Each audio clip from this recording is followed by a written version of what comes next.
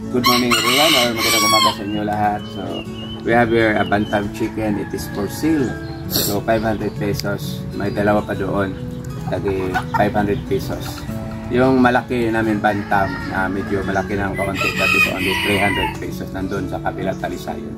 So, kukunin ko yung iba pa bita ko tag 500. This is a very small chicken. So, we have another one here. Kunin ko ito kasi ihikot ako. So, tanod na kayo sila. Still, 500 pesos.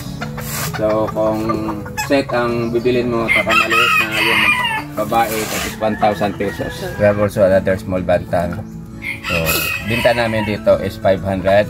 Then, sinanay na namin lagyan ng tali para hindi na kayo mahirapan. This is like an ornamental chicken na for decoration purpose lang ito. Hindi pwede, pwede ihawon pero ang liit lang. So, yun lang. Just sharing.